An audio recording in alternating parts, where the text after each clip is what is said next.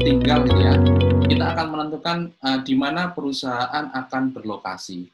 Nah, sebenarnya ini telah kita pelajari waktu kita mempelajari teori lokasinya Weber gitu ya. Teori lokasinya Weber di pertemuan ke-8 kita. Oke. Di situ ada satu simpulan bahwa jika inputnya itu adalah localized dan sifatnya adalah gross, maka perusahaan lokasinya akan di dekat input ya. Kalau inputnya ini sifatnya adalah ubiquitous, bisa ditemukan di mana saja, maka lokasi perusahaan akan di dekat pasar. Ini adalah simpulan kita waktu kita mempelajari Weber. Lokasi di dekat input ini nanti kita sebut sebagai resource oriented ya. Kalau yang di dekat pasar ini kita sebut sebagai market oriented.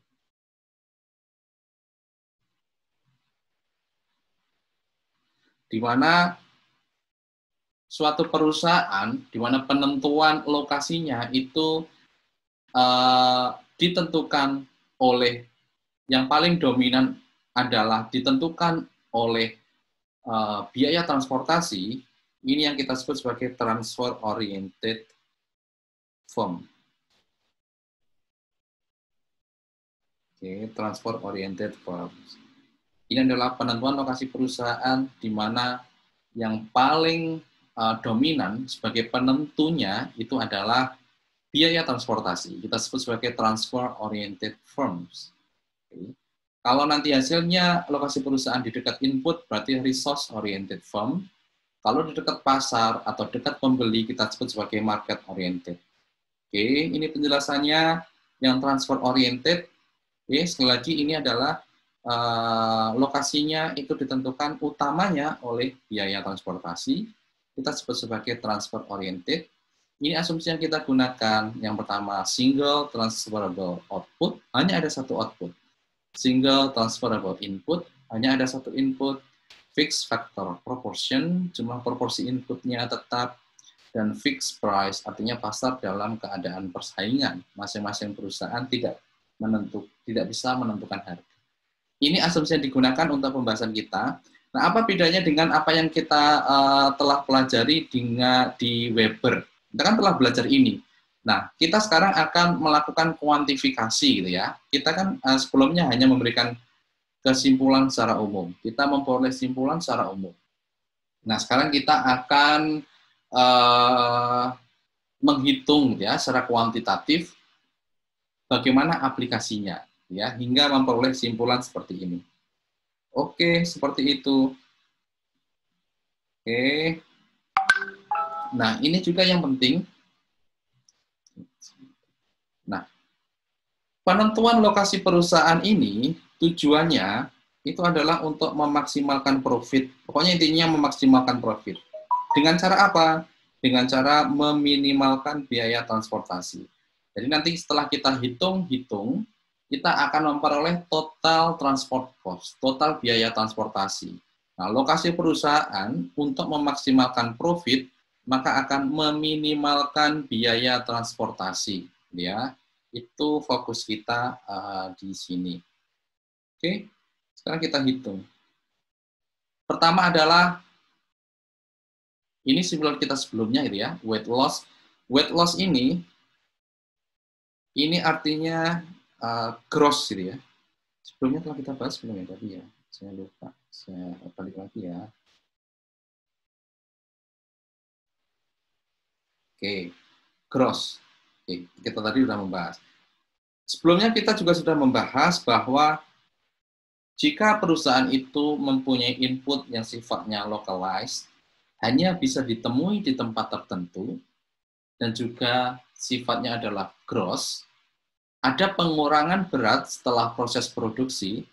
Oke, jadi weight loss ini kita juga sebut sebagai gross ya, gross materials. Maka lokasi perusahaan tersebut akan cenderung di dekat input, ya. Nanti kita sebut sebagai resource oriented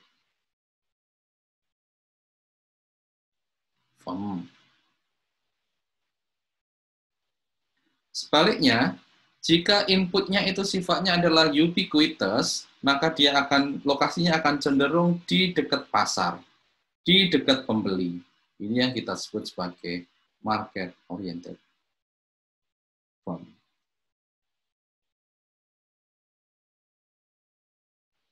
Oke, nah saat kita bicara tentang total transport, itu kita akan bicara dua komponen yang sebelumnya kita bahas, ya, yaitu transport terhadap input atau transport terhadap material dan transport terhadap output. Oke, transport terhadap produk. Nah, kalau bukunya Sullivan ini menggunakan terminologi transport terhadap material ini, dia disebut sebagai procurement cost. Ya, jadi kalau kita istilahnya procurement cost, ya berarti ya transport terhadap material, gitu ya. Dan dia menggunakan terminologi distribution cost. Ini untuk yang transport terhadap output atau transport terhadap produk. Jadi sama aja ya, procurement dan distribution. Ini sama aja dengan transport cost of material dan transport cost of product. Oke. Oke, sekarang kita bahas ke resource oriented firm. Resource oriented firm tadi sekali lagi ini adalah lokasi perusahaannya ada di dekat input. Oke. Dia akan di dekat input. Contoh perusahaannya adalah pembuat tongkat, gitu ya, pembuat bats, gitu ya, pemukul, tongkat pemukul. Oke. Kenapa ini? Apakah ini mempunyai sifat gross? Ya, dia sifatnya adalah gross dan localized. Kok bisa sifatnya gross? Karena bisnisnya dia gross di sini kan berarti selama proses produksi itu ada pengurangan berat, gitu ya. Jadi antara input dan output kalau kita bandingkan itu ada pengurangan berat. Itulah gross materials, okay, atau weight loss tadi. Okay. Sebelumnya kita sebut sebagai weight loss production tadi. Oke. Okay. Iya, karena proses bisnisnya memang ada pengurangan berat. Oke. Ada pengurangan berat. Jadi proses bisnisnya adalah kayu di hutan diolah sedemikian rupa sehingga menjadi tongkat kayu. Pasti tidak semua bagian dari kayu itu akan digunakan, gitu ya. Pasti akan banyak yang terbuang. Itulah gross. Dan localized. Localized ini kayu hanya bisa dijumpai di hutan, ya. Nah, kalau keadaan seperti ini, berarti lokasi yang efisien bagi perusahaan adalah di dekat input. Kalau dalam hal ini dekat hutan. Kita akan buktikan dengan perhitungan matematikanya. Oke. Misalnya dalam satu proses produksi, physical weight-nya atau beratnya, bukan berat ya yang benar ya, massa ya. Oke, misalnya tons gitu ya, berapa ton. Oke lah, kita anggap berat. Beratnya berapa ton. Inputnya yang digunakan adalah 10 ton kayu. Dia akan menghasilkan 3 ton tongkat. Berarti ini sifatnya adalah gross tadi. Gross material. Ada pengurangan berat. Oke, ada pengurangan berat di sini. Nah, kemudian selain berat, kita ada data transport rate. Ini adalah tingkat biaya transportasi per ton per mile. Jadi ini transportasi per unit. Transportasi per ton per mile. Untuk input ini adalah besarnya adalah $1 per ton untuk 1 mil. Oke. Untuk output nilainya lebih besar, $2. Karena apa? Karena mungkin saat mengangkut output itu diperlukan perlakuan khusus gitu ya. Mungkin wrapping-nya ya mungkin lebih hati-hati, mungkin letaknya perlu diperhatikan sehingga perlu penanganan yang lebih teliti dan sebagainya gitu ya. Jadi dianggap outputnya mempunyai biaya pengiriman yang lebih besar. Oke. Nah, dari dua terminologi ini, berat dan transport per unit, kita akan memperoleh monetary weight. Kita ada terminologi baru yaitu monetary weight. Ini adalah hasil kali antara berat dengan biaya per unit. Ya. Jadi monetary weight ini sebenarnya menunjukkan berapa biaya transportasinya per mile, gitu ya. Kenapa biaya transportasi per mile? Kita lihat dari satuannya aja, gitu ya. Oke, ini dalam tons. Kemudian kita kalikan dengan dolar per ton per mile. Kita coret, kita memperoleh dolar per mile. Inilah biaya transportasi per mile yang kita sebut sebagai monetary weight. Artinya ini, sekali lagi, ini rumusnya adalah physical weight, kita kalikan dengan transport rate. Untuk input kita dapat 10, untuk tongkatnya kita dapat 6, outputnya kita dapat 6 dolar. Oke, sampai di sini ceritanya masih nyambung, kalian masih bisa mengikuti? Masih bisa, Pak. Bisa, Pak. Next. Sekarang kita akan menggambarkan bagaimana secara grafis. Oke, kita akan menggambarkan grafisnya terhadap kedua jenis transportation cost tadi. Ada procurement untuk mengangkut material, untuk mengangkut input, dan delivery cost untuk mengangkut, jadi kepikirannya delivery aja. Distribution cost. Distribution cost ini berarti untuk mengangkut output. Jadi ada dua hal itu, sekarang kita akan menggambarnya. Yang pertama adalah procurement cost, tetapi yang perlu diingat datanya adalah, sekali lagi tadi adalah monetary weight untuk input adalah 10 dolar per mile, untuk outputnya adalah 6 dolar per mile. Jadi setiap penambahan 1 mile inputnya, pengangkutan inputnya itu akan bertambah 10 dolar. Kalau untuk output bertambah 6 dolar. Kita mulai dari procurement cost. Jika letak perusahaan, sebelumnya saya menggambarkan grafisnya dulu.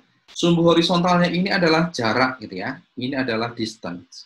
Yang atas ini adalah jarak terhadap hutan. Jadi kalau titik 0 ini, dia berarti hutan. Oke. Atau input, gitu ya. Ini adalah semakin jauh dari hutan, berarti dia akan mendekati pasar. Dan di titik inilah titik pasarnya. Oke. Di titik ini adalah pasar atau pembeli, ya. Dan ini adalah garis yang menunjukkan jarak terhadap pasar, ya. Intinya di sini, dari garis ini kita tahu bahwa jarak antara input dengan pasar ini adalah 10 mile. Oke, jarak antara hutan dengan pembeli ini adalah 10 mile. Oke, kita analisis yang pertama adalah procurement cost-nya. Cost untuk input. Jika lokasi perusahaan ada di hutan, maka dia transport terhadap inputnya akan 0. Oke, transport terhadap inputnya itu akan 0. Dan dia setiap jauh 1 mile, dia penambahan transport terhadap input sebesar 10 dolar. Kalau 2 mile, berarti 20. Kalau 4 mile, berarti dia 40. Kalau dia 100 mile, berarti dia 100. Ini kita hubungkan, kita memperoleh procurement cost. Inilah procurement cost-nya. Oke. Sekarang kita lihat dari distribution cost. Cost, biaya transportasi untuk mengangkut output. Kalau dia di dekat pasar, untuk mengangkut output, 0. Karena biaya transportasinya 0. Karena pembeli sudah ada di situ. Ya. Tidak perlu mengangkutnya. Kalau letaknya adalah, dan setiap 1 mile jauh dari pasar, dia akan menambah biaya transport sebesar 6. Kalau jaraknya 2 mile dari pasar, berarti di sini ya, di sini, karena 2-nya ada di sini, maka dia akan bertambah 12. Kalau sejauh 4, maka dia akan bertambah 24. Kalau 6, maka dia akan menjadi 36. Kalau 10 mile dari pasar, artinya di dekat hutan, artinya di hutan, maka dia akan bertambah biaya untuk mengangkut outputnya menjadi $60, 6 kali 10. Kalau kita hubungkan, inilah distribution cost-nya. Oke, ini adalah distribution cost-nya.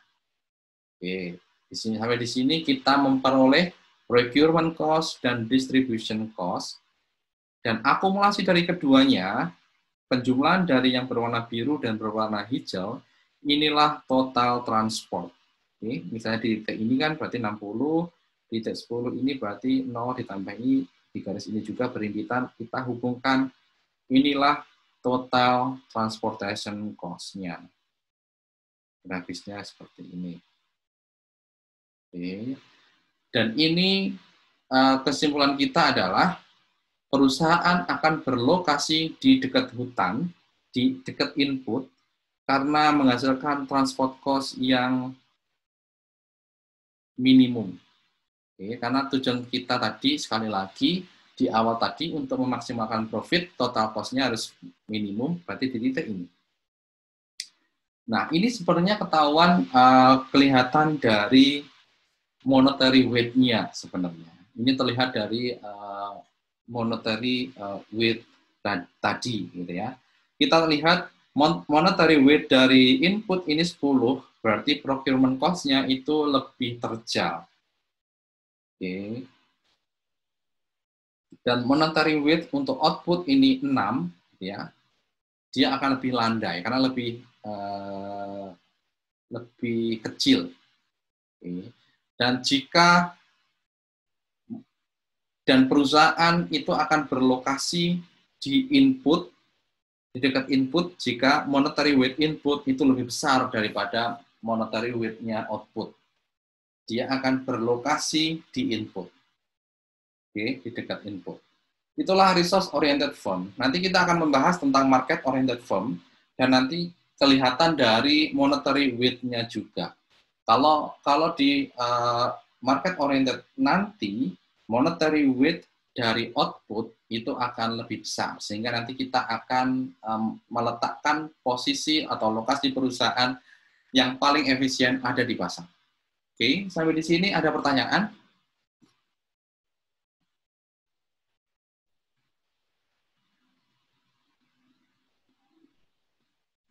Belum, Pak.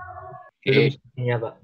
Belum ya? Oke. Kalau belum, kita ke market oriented firm. Di teori tadi, market oriented firm itu terjadi jika bahannya itu ubiquitous, bisa ditemukan di mana saja. Contohnya adalah perusahaan minuman berperasa, gitu ya. Oke. Dia inputnya adalah air dan gula. Nah, air inilah yang ubiquitous, gitu ya, bisa ditemukan di mana saja. Jadi kita anggap inputnya ini adalah gula. Oke. Untuk mengangkut gula, outputnya adalah minuman berperasa tadi. Inputnya untuk sekali proses produksi misalnya adalah 1 ton gula, outputnya adalah 4, karena ada tambahan ubiquitous tadi. Oke, inputnya 1, outputnya 4. Transport rate-nya dianggap sama antara input dengan output, ya. Transport rate-nya dianggap $1. Oke, jadi monetary weight-nya adalah perkalian di keduanya. Untuk input monetary weight-nya 1, untuk output monetary weight-nya adalah 4. Kita lihat, monetary weight-nya lebih besar daripada input. Nanti Kalau keadaan seperti ini, maka lokasi yang paling efisien adalah di dekat pasar, di dekat pembeli. Market oriented firm. Oke, ini analisis secara grafisnya. Ada dua juga yang akan kita tentukan. Yang pertama adalah procurement cost, yang kedua adalah distribution cost. Oke, kita lihat procurement cost-nya. Procurement cost-nya, biaya untuk mengangkut inputnya, kalau letak perusahaan ada di dekat input. Di dekat input, kalau minuman perkasa tadi adalah di dekat penghasil gula, ya. Penghasil gula di pertemuan sebelumnya kita bahas itu adalah processing firm, di mana letaknya adalah di dekat input, perkebunan tebu, perkebunan buah bit, dan yang lain. Oke. Kalau di dekat input, maka procurement cost-nya akan 0 karena tidak perlu mengangkut input. Kalau menjauhi input, maka akan bertambah sebesar $1 karena monetary weight-nya $1. Misalnya, kalau jaraknya 2 mile lebih jauh, ini akan 2, 4 mile lebih jauh, 4, dan seterusnya. Kalau 10 mile lebih jauh, 10. Kita hubungkan, inilah procurement cost. Oke. Nah, bagaimana kalau dari sisi distribution cost? Kalau letaknya di pasar, 0. Semakin jauh dari pasar akan ada nambah. 1 mile bernambah $4. Kalau 2 mile dari pasar akan bertambah 8. 4 mile akan bertambah 4 dikalikan dengan 4, 16. 8 mile dikalikan dengan 4, 32. 10 mile, 40, dan seterusnya. Kita hubungkan, inilah distribution cost-nya. Oke. Kemudian kita hubungkan keduanya, secara akumulasi, inilah total cost-nya. Perusahaan sekali lagi, dia akan mengharapkan profit yang maksimal, sehingga biayanya minimal. Biaya minimalnya di mana? Biaya minimalnya adalah di titik ini, yang saya lingkari ini. Sehingga lokasi perusahaan itu ada di pasar. Oke, di pembeli. Market oriented firm. Yang ditunjukkan dengan monetary weight yang lebih besar dibandingkan dengan yang monetary weight output yang lebih besar daripada monetary weight dari input. Oke, paham ya sampai sini ya? Alurnya. Paham, Pak. Next. Jam berapa nih? Oh, udah cepat sekali. Kita akan membahas penentuan lokasi perusahaan yang lain dengan model median location. Oke. Prinsip dari median location ini adalah untuk meminimalkan jarak tempuh. Misalnya tadi adalah perusahaan, oke, letaknya pokoknya di pasar. Market oriented, ya. Pizza misalnya, perusahaan pizza. Pizza bahan bakunya bisa ditemukan di mana saja, misalnya, ya, terdistribusi merata sehingga letaknya di pasar. Nah, kalau letaknya di pasar kan sebenarnya di pasar itu kan luas, gitu ya. Terus di mana? Di pasarnya di bagian mana? Itu bisa kita tentukan dengan median location. Penentuan di pasar, lokasi mana, pokoknya yang akan meminimalkan jarak tempuh atau delivery barang. Oke, karena itu akan membuat cost delivery-nya itu akan menurun, ya. Oke, asumsinya tadi adalah ubiquitous. Oke. Nah, agar cost-nya minimal, delivery-nya minimal, maka perusahaan akan ada di tengah-tengah. Di tengah-tengah apa? Di tengah-tengah pasar. Oke, misalnya kalau di garis ini, di gambar ini adalah suatu area, gitu ya. Ada area suatu kota, gitu ya, ada suatu wilayah. Mungkin terbagi menjadi beberapa sub wilayah, gitu ya, dengan jarak seperti 0, 1, 2, 3 mile sampai 9 mile. Ini konsentrasi atau jumlah penduduknya berbeda-beda. Oke, di titik W ini jumlah penduduknya itu 2, ya, mungkin 2000 atau seterusnya, kita anggap 2. X ada 8, Y ada 1, S ada 3, Z ada 10, gitu ya. Oke. Nah, bagaimana kita menentukan titik tengah? Sekali lagi bahwa titik tengah ini sebenarnya adalah menggambarkan bahwa lokasi perusahaan itu akan membagi konsumen, membagi pasar menjadi dua daerah, dua area yang sama besar. Itulah yang nantinya itu akan menghasilkan delivery cost yang minimal, akan memberikan minimal jarak tempuh yang akan dilakukan perusahaan untuk menjangkau konsumennya, atau kita balik, konsumen akan menjangkau perusahaan ke yang minimal, ya. Kalau di gambar ini yang merupakan median location itu bukan di suatu titik 4,5 gitu ya, di tengah-tengah. Tapi kita mempertimbangkan jumlah konsumen, karena yang kita bagi bukan jarak, ya, bukan ke kanan jaraknya sama, ke kiri jaraknya sama, tetapi ke kanan jumlah konsumennya sama, ke kiri jumlah konsumennya sama, yaitu di titik Y. Kenapa Y ini adalah median location? Karena dia membagi area pasarnya menjadi dua area yang sama besar. Ke arah kiri ada 10 konsumen, ke arah kanan ada 10 konsumen. Dan inilah lokasi yang paling efisien. Masa ini lokasi yang efisien? Kita uji. Kita bandingkan dengan S. Kalau perusahaan itu berpindah dari Y ke S, maka apa yang terjadi? Yang terjadi adalah 11 konsumen akan menjadi lebih jauh. Kita lihat, konsumen ini akan lebih jauh delivery-nya, konsumen X di X akan lebih jauh delivery-nya, konsumen Y yang sebenarnya adalah hanya berdekatan dengan lokasi perusahaan, tetapi menjadi lebih jauh juga. Jadi 11 konsumen lebih jauh, dan hanya 10 konsumen yang lebih dekat. Oke. Hanya konsumen ini yang lebih dekat. Sisanya lebih jauh. Akibatnya apa? Delivery cost-nya itu akan bertambah kalau dia berpindah dari Y ke S. Kalau berpindah dari Y ke W seperti apa? Oke, kita berpindah dari Y ke W. Maka konsumen ini dan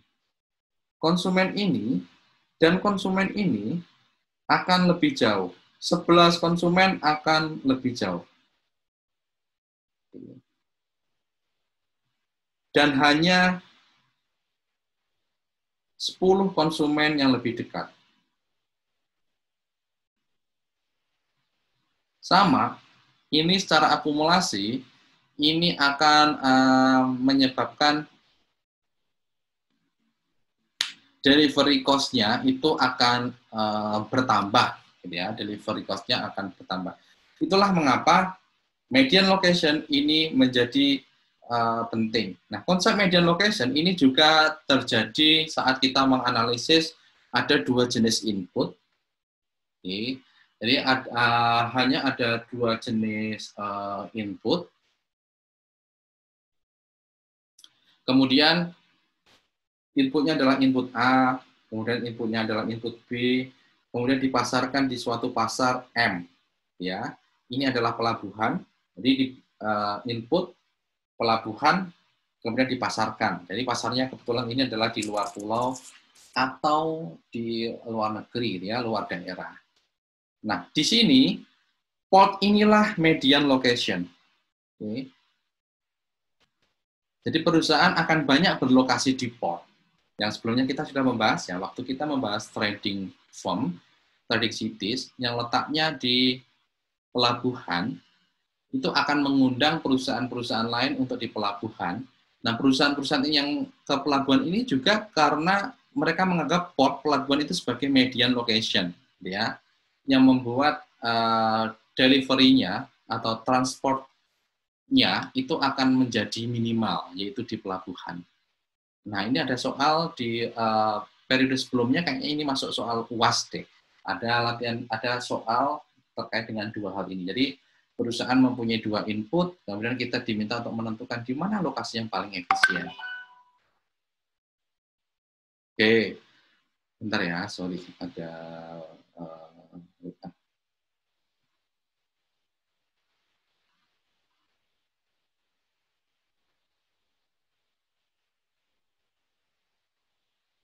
Oke, kita akan uji apakah port ini benar-benar yang efisien. Oke, misalnya nih, kita akan memindah lokasinya bukan di port kok, kayaknya yang efisien, kayaknya di sini deh. Di titik ini deh, kayaknya di titik 1 ini deh. Ini kayaknya yang paling efisien. Oke, di titik 1 ini,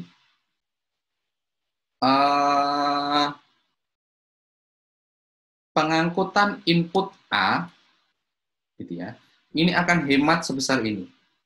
Input A yang sebelumnya diangkut dari titik A ke port, ini hanya sampai dari A ke titik 1. Jadi ada hemat pengangkutan sebesar ini.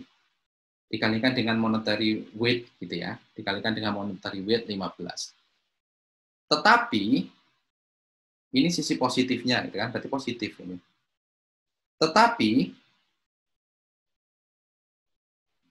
si B, input B, dia akan semakin jauh. Semakin jauh sebesar ini juga.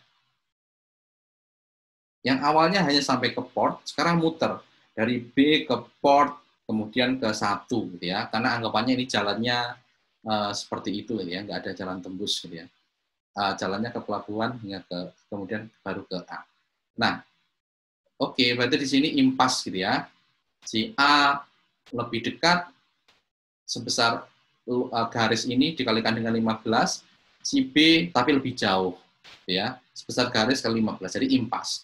Namun kita harus ingat bahwa setelah dia diproduksi itu akan dibawa ke M, melewati port, gitu ya. Jadi ada penambahan output, pengangkutan outputnya dibandingkan dengan lokasi di port itu ada penambahan jarak untuk mengangkut output sebesar ini. Oke, sebesar ini. Kesimpulannya apa?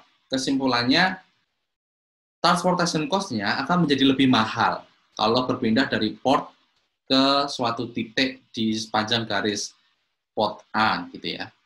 Akan menjadi lebih mahal. Oke, secara input tadi impas, gitu ya. Input A semakin dekat, tapi input B semakin jauh.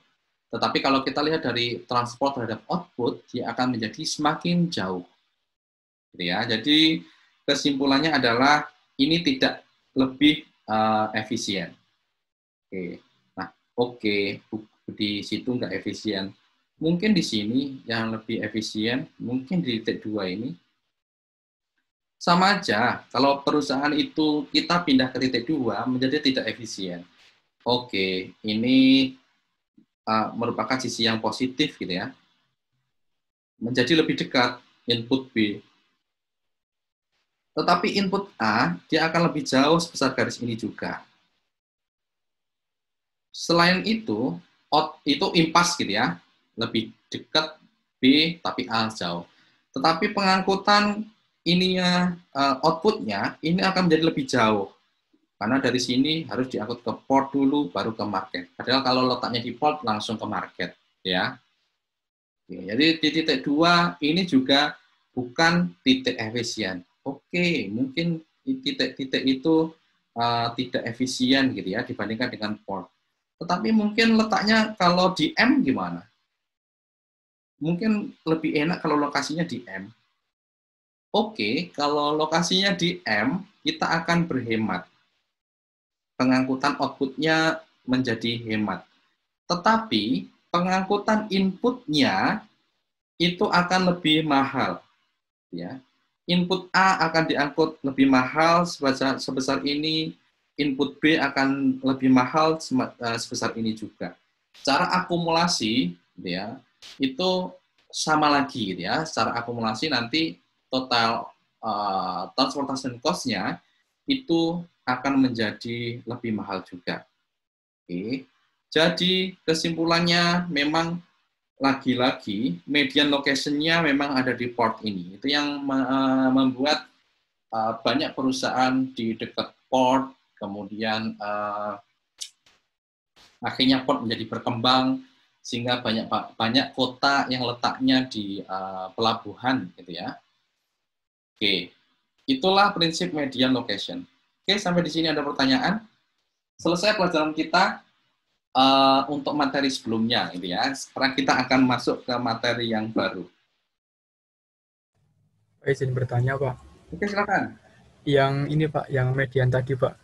Oke. Itu kan mempertimbangkan jarak sama monetary cost tadi ya, Pak?